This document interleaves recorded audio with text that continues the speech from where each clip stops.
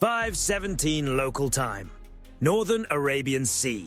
Inside the operations center of a U.S. Navy destroyer, the space is almost completely dark, lit only by the glow of radar screens and sonar displays.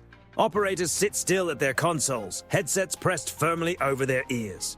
The ship moves at a steady transit speed, one part of a three-vessel formation crossing calm, open water. Then something breaks the silence. A faint metallic rhythm comes through the headphones of the sonar operator. It is not random. It is not marine life. It is mechanical. Transient contact, bearing 071. The operator leans closer, filtering the signal through the ship's towed array sonar.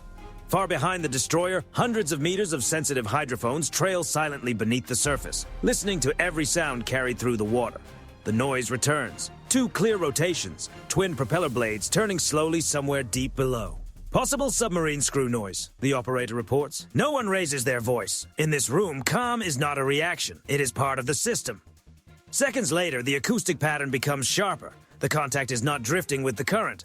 It is not moving like civilian traffic. Its rhythm is steady, controlled, and intentional. Estimated distance, 9 nautical miles. Depth unknown. The tactical display officer marks the track on screen, track Sierra 2-1. Another officer checks nearby surface traffic. No merchant vessel matches the bearing. No friendly submarine is assigned to this sector. The destroyer's captain receives the update on the bridge. The ship holds course, but speed increases slightly. The two other U.S. vessels in formation, a guided cruiser and another destroyer, receive the same data through the fleet tactical network. Within moments, the formation tightens. 3 ships adjust their spacing across the open sea without a single visible signal. 5:18. The sonar operator lifts one hand again. A second acoustic contact. Another set of propeller tones appears on the spectrum analyzer. A different pitch, a slightly faster rotation. 2 submarines. The operations center becomes even quieter. No sirens, no rushed movement, only the sound of keyboards and short, precise reports. Contact 2, bearing 085. The officer of the deck authorizes an active sonar pulse. The destroyer's hull-mounted sonar sends a powerful ping through the water, and for a brief moment, the sea answers. Echo return. A long submerged shape appears on the display. Depth, approximately 120 meters. Submarine confirmed. The classification officer studies the acoustic profile. 5-blade propeller pattern, uneven shaft harmonics. Then another faint signal flickers across the sonar display. Not a propeller, a mechanical movement, short, metallic. The sonar operator narrows the frequency range. The sound repeats. A hollow sliding noise followed by a brief hydraulic pulse. His expression changes. Tube door opening. For half a second, no one speaks. Everyone in the room understands what that means. Somewhere beneath the surface, one of the submarines has opened a forward launch tube. The tactical officer marks the estimated position on the map. Distance now 8 nautical miles. Bearing holding steady. A new instruction moves quietly through the ship. Readiness level raised. Across the destroyer, sailors move to their stations. Defensive systems come online. Electronic sensors begin scanning the area. Long-range optical cameras turn toward the horizon. On the bridge, the captain studies the tactical display. Still no visual contact, only sound. 5:19. The sonar operator suddenly sits upright. A harsh burst of cavitation fills his headset. A propeller spinning fast. Rapid underwater acceleration. Launch detected. Every screen in the operations center updates at once. A thin acoustic trail cuts through the water toward the formation. Speed increasing. 40 knots. Then a second signal appears. Then a third. 3 separate cavitation signatures. 3 inbound underwater tracks. 3 different angles, all closing on the American ships. The tactical officer answers without hesitation. Confirmed. 3 inbound contacts. The alert moves instantly through the secure data link. All 3 U.S. ships now understand what is approaching.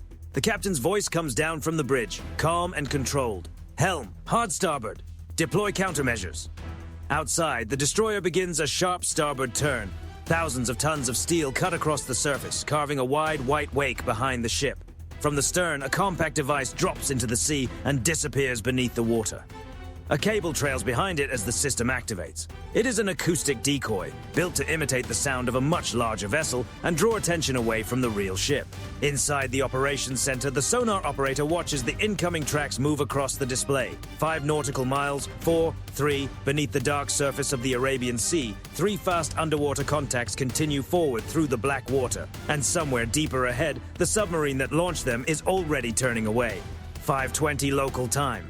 Inside the operations center, the sonar screen is alive with movement. 3 thin acoustic trails cut across the display, each one moving quickly, each one closing on the American formation. The cavitation patterns are clear now. High-speed underwater projectiles moving through the water column. The sonar operator speaks calmly. 3 inbound contacts confirmed. Bearings 073, 082, 090. Each one is tracking a different ship. The destroyer continues its evasive maneuver, engines pushing harder as the helm holds the sharp turn to starboard. The cruiser at the center of the formation increases speed as well, while the third ship angles away, expanding the distance between them. The formation separates with purpose. 3 ships, 3 possible targets, 3 different escape paths. On the sonar display, the range markers drop fast. 5 nautical miles. 4. The tactical officer calculates the closing speed, 45 knots. At that pace, the inbound tracks will reach the formation within minutes. Deploy Nixie!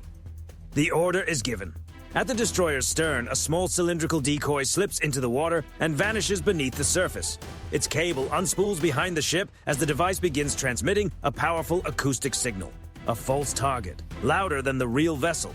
Inside the operations center, the sonar operator watches the first inbound track change direction. At first, the shift is slight, then it becomes clear. The track bends away from the destroyer's hull. It is locked onto the decoy. 1 contact diverted, the operator reports. But the other 2 continue straight. On the cruiser's tactical display, the update appears instantly. 2 inbound tracks are still closing on separate ships. Distance, 3 nautical miles. The cruiser accelerates to flank speed. Its engines drive harder as the massive hull begins a tight, evasive turn. On the flight deck, sailors brace themselves as the ship leans into the maneuver. Below the surface, the 2 remaining tracks continue their pursuit, guided by sound, listening for propellers, machinery, and movement. Inside the destroyer's operations center, another operator releases a second acoustic countermeasure. A new decoy splashes into the sea and begins broadcasting a false signature through the water. Seconds pass. The sonar display shows the second inbound track begin to drift. It hesitates. Its guidance system appears to compare competing acoustic sources. Then the track turns sharply. It moves away from the warship and dives toward the new decoy. Second contact diverted, but the third track does not change course. It remains steady, direct, pointed at the cruiser. Distance now under 2 nautical miles. The cruiser continues its hard turn, engines running at maximum output. Water surges along the hull as the ship angles across the projected path of the incoming contact. Inside the cruiser's own operations center, the sonar team watches the track close in. Range, 1.8 nautical miles. The bridge is silent except for navigation commands. Helm adjustments, engine orders. The captain studies the tactical screen. Now, everything depends on timing. Turn too early and the incoming system may adjust. Turn too late and there may not be enough distance left. Too late and there will be no time left at all. Deploy second decoy. From the cruiser's stern, another acoustic device slips into the sea and begins transmitting. It trails behind the ship, broadcasting a powerful imitation of a warship's propeller signature. The inbound track keeps coming. Range, 1 mile. 800 yards, 700. Then the sonar operator notices a change. The track begins to waver. For a moment, its guidance system appears to search the surrounding water, comparing the real ship with the false acoustic source behind it. Then the line shifts. Slowly at first, then sharply. The contact turns away from the cruiser and dives toward the decoy. 5 seconds later, the ocean bursts upward. A powerful underwater blast sends a column of white water rising behind the cruiser's stern. The pressure wave rolls across the surface as pieces of the decoy scatter across the waves. Inside the operations center, no one reacts with relief. They keep listening, because in situations like this, one threat is rarely the only one. The sonar operator scans the acoustic spectrum again. Seconds later, the first diverted contact reaches the destroyer's decoy. Another deep impact rolls beneath the surface. Then the second. 3 impacts. 3 inbound contacts neutralized. For a brief moment, the sea becomes quiet again. But the tactical officer understands that the most dangerous part may not be over. The submarine that launched them is still somewhere below the formation, and now it knows exactly where the American ships are, 5:22 local time. Above the formation, the ocean suddenly becomes active again. On the flight deck of the lead destroyer, a gray MH-60R Seahawk helicopter is already powered up, its twin engines whining at full strength.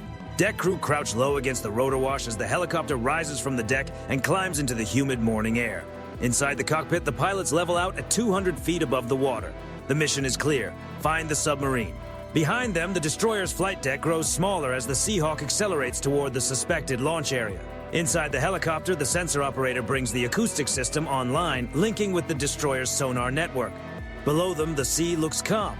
But beneath that surface, something is moving. The Seahawk banks left and begins releasing sonobuoys. One by one, small cylindrical devices drop from the aircraft's dispenser racks and splash into the water. Each buoy sends a hydrophone beneath the surface, joining a growing network of underwater microphones. Within seconds, data begins streaming back to the helicopter. A search grid forms across the ocean. Each buoy listens, each buoy transmits. The operator studies the incoming signals on his screen. Hundreds of tiny frequency spikes move across the acoustic spectrum as the system filters out background noise, marine life, and distant commercial traffic. Then one signal stands out, low frequency, metallic. Rotating machinery. Contact, the operator says quietly. Bearing 112. The submarine is moving again, and it is no longer moving slowly. Beneath the surface, the Iranian submarine descends deeper into the water column. Its engines push harder as it tries to leave the engagement area. The Seahawk adjusts course immediately. The helicopter drops slightly, its nose angled toward the new bearing. More sonobuoys fall into the sea, expanding the listening net. The pattern tightens around the suspected position, and within moments, the acoustic picture becomes clearer. Speed, 15 knots. Depth, approximately 150 meters. Course, away from the American formation. The submarine commander has already made his move. Now he is trying to disappear. Inside the helicopter, the sensor operator switches the system to active mode. One of the buoys sends a sharp sonar pulse into the dark water below. Seconds pass, then the echo returns. A long steel shape beneath the surface. Definite submarine contact. The acoustic processor confirms it. Target classified. Submarine. The pilots exchange a brief glance, but neither of them says anything. They already know what comes next. The Seahawk steadies into a hover 200 feet above the ocean. The helicopter steadies above the water. Beneath its fuselage, the bay doors slide open. Inside sits a single Mark 54 lightweight torpedo, compact, fast, and built for one purpose, tracking submarines beneath the surface. The pilot holds the aircraft level. The sensor operator checks the solution one final time. The target is still moving, still trying to get away, but it is not moving fast enough. 12 miles away, the 3 American warships continue maneuvering across the sea. Their sonar systems remain active, searching the surrounding water for any additional underwater contacts. Inside the destroyer's operations center, the tactical officer watches the helicopter's live data feed appear on his screen. The Seahawk has the contact. Now the only question is whether the submarine knows it has been found.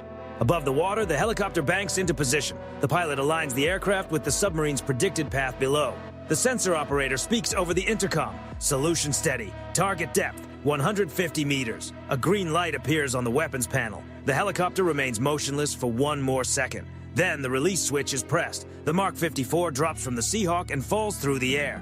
A moment later, it hits the surface with a heavy splash and disappears into the dark water.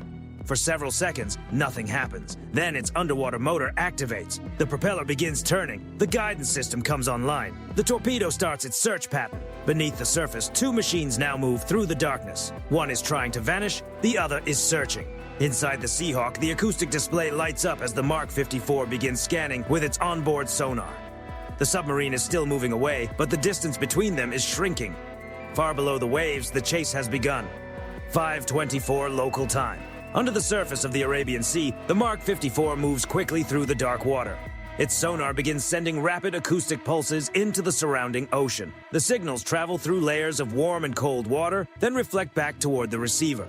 For a few seconds, there is nothing. Only distant machinery noise from the American ships above. Then a stronger return appears, a metallic hull in motion. The torpedo's guidance computer adjusts course slightly to port.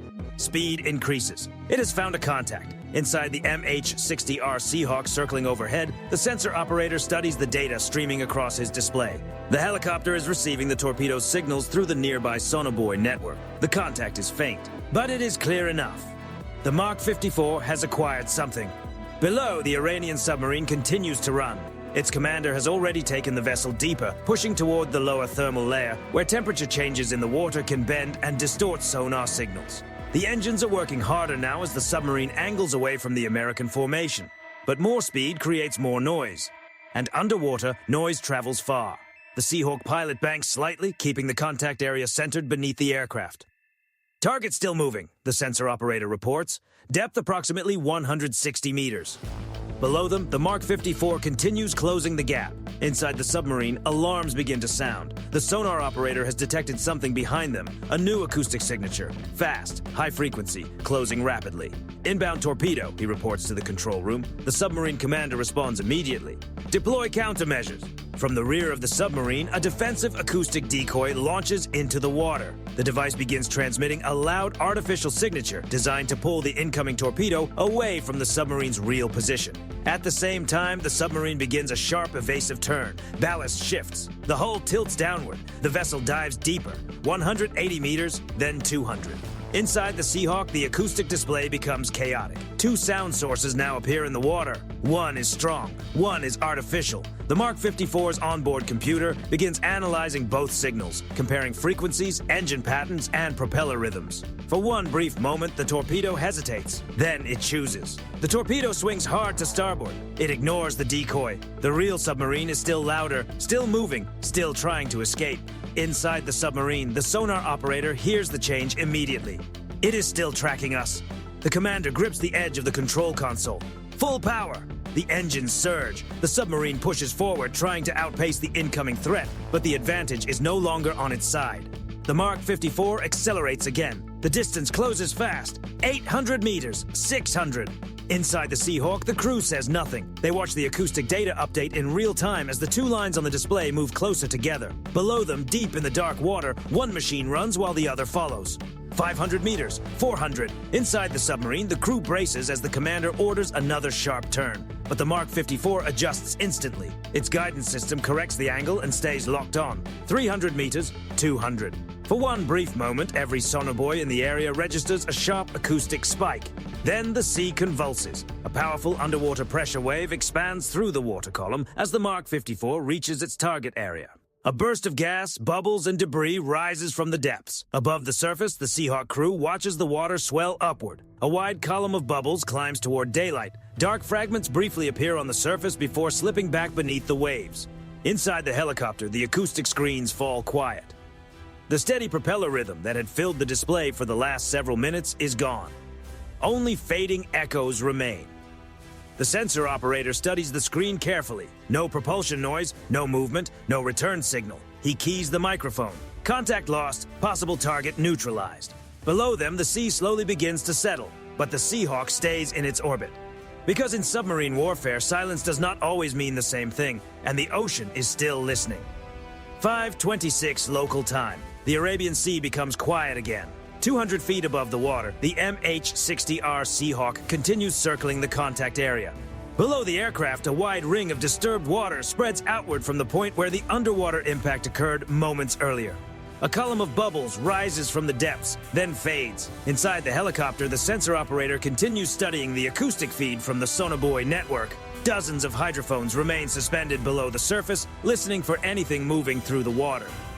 For several seconds, there is nothing. No propeller rhythm, no mechanical signature, no cavitation. Only the natural sound of the sea. The operator switches frequency bands and checks the full spectrum again. Still nothing. He keys the radio.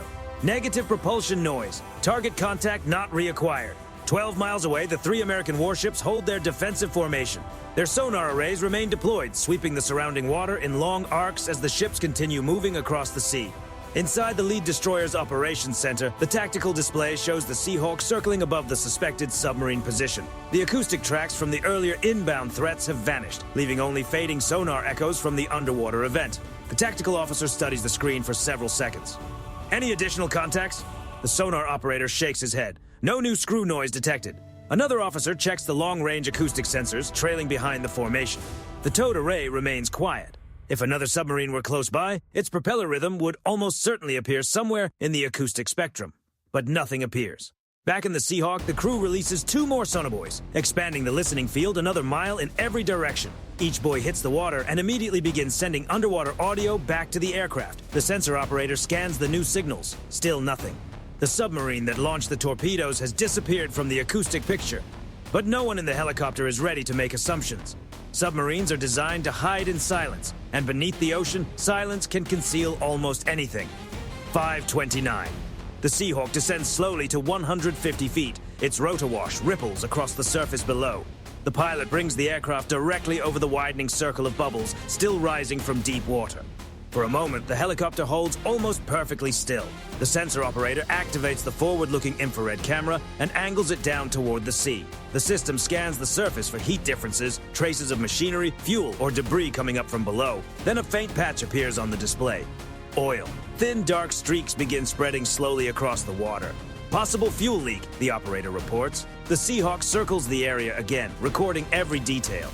The video feed streams back to the destroyer, where intelligence officers begin reviewing and preserving the footage frame by frame. Below the surface, more fragments drift upward from the contact area. Small pieces of metal, insulation. A larger panel briefly breaks the surface, turns in the water, then disappears again beneath the waves. Inside the destroyer's operations center, the captain watches the live feed in silence. Every encounter at sea becomes a record. Every radar return, every sonar track, every second of video. All of it is saved. All of it will be studied later. 5:32. The Seahawk pilot receives a new instruction. Return to formation. The helicopter banks gently away from the debris field and starts back toward the American ships waiting on the horizon. Behind it, the cluster of sonobuoys remains drifting across the sea, still listening for any sound that might return from below. Nothing does. Minutes later, the Seahawk approaches the lead destroyer. Deck crews are already in position, their bright helmets visible through the rotor wash as the helicopter descends toward the landing circle. The aircraft touches down with a heavy thud. The rotors begin to slow. The engines wind down. Inside the operations center, the sonar team continues scanning the surrounding ocean for nearly 30 more minutes. The formation holds speed and course while every sensor remains active. But the result never changes. No propulsion noise, no returning contacts, no new launches, only open water beneath the formation. The tactical officer enters the final log summary. 3 torpedoes launched, 3 torpedoes defeated, 1 opposing submarine engaged, target no longer detected. On the bridge, the captain looks out across the sea through the forward windows. The surface is calm again. But somewhere far below, a damaged submarine hull is sinking slowly into the darkness.